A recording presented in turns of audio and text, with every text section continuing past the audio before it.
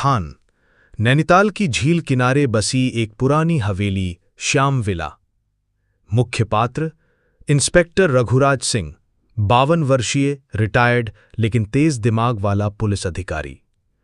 अन्विता शर्मा, 28 साल की पत्रकार और लेखिका। कर्ड मिश्रा, हवेली का केयरटेकर। प्रोफेसर विक्रम सेन, इतिहासकार, हवेली के पिछले मालिक। अदिति सेन, विक्रम की बेटी जो 5 साल पहले रहस्यमय ढंग से लापता हो गई थी।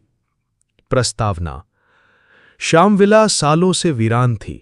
नैनीताल के लोगों के बीच ये बात आम थी कि हवेली में आत्माएं भटकती हैं, लेकिन अन्विता शर्मा इन अफवाहों पर विश्वास नहीं करती थी।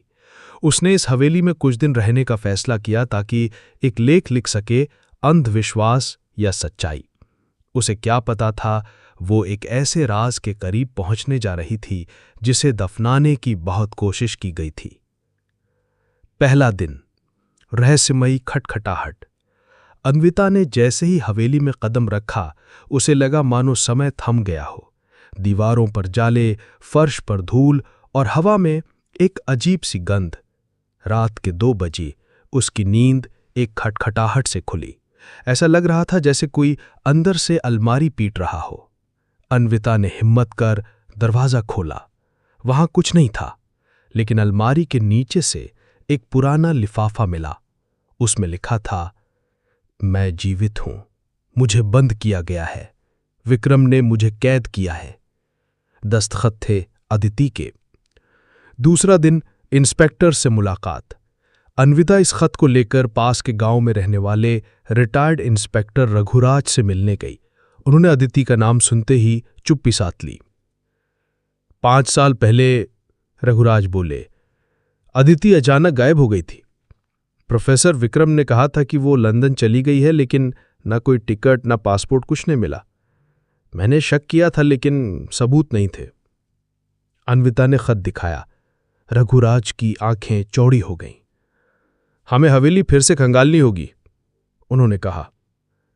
तीसरा दिन, तहखाने की दीवार। रघुराज और अन्विता ने हवेली की तलाशी शुरू की। बेसमेंट में एक दीवार बाकी कमरों से अलग लग रही थी, नई ईंटों से बनी हुई। दीवार को तोड़ा गया। उसके पीछे एक छोटा कमरा था, सील किया हुआ। जब दरवाजा खोला गया, अंदर बदबू का भभक्का आया। कोने में एक कंकाल पड़ा था, साथ में एक डायरी। डायरी में लिखा था, पापा ने मुझे यहां बंद कर दिया क्योंकि मैंने उनकी चोरी पकड़ ली थी। उन्होंने म्यूजियम से असली मुगल कलाकृति चुराकर नकली भेज दी थी। मैं पत्रकार से मिलने जा रही थी, लेकिन पापा को सब पता चल गया। चौथा दिन, प्रोफेसर विक्रम का रासफाश।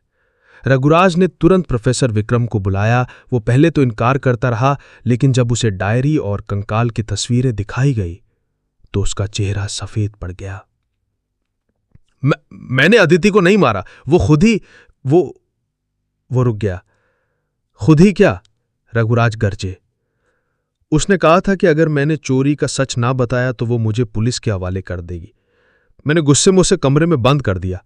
मुझे लगा 2 दिन में मान जाएगी, लेकिन जब दरवाजा खोला वो मर चुकी थी। अंतिम मोड़, परछाई का रास। प्रोफेसर को गिरफ्तार कर लिया गया, लेकिन अन्विता को एक सवाल अब भी सता रहा था कि हर रात ठीक 2 बजे वो खटखटाहट कैसे होती थी। एक रात रघुराज ने उसी वक्त कमरे में कैमरा लगाया। सुबह जो वीडियो सामने आया, उसने सभी को चौंका दिया। काली परछाई सी कोई आकृति आती है, अलमारी के पास जाती है और फिर हवा में गायब हो जाती है। शायद अदिति की आत्मा तब तक भटकती रही जब तक उसका सच दुनिया के सामने नहीं आया। अंत। अन्विता ने अपना लेख लिखा, परछाई का राज, जब हवेली ने खुद सच बताया। ये लेख देश भर में वायरल हो गया, लेकिन अन्विता आज भी कहती है, वो कहानी तो खत्म हो गई, लेकिन हर रात जब हवेली की घड़ी 2 बजाती है तो कोई अब भी दस्तक देता है।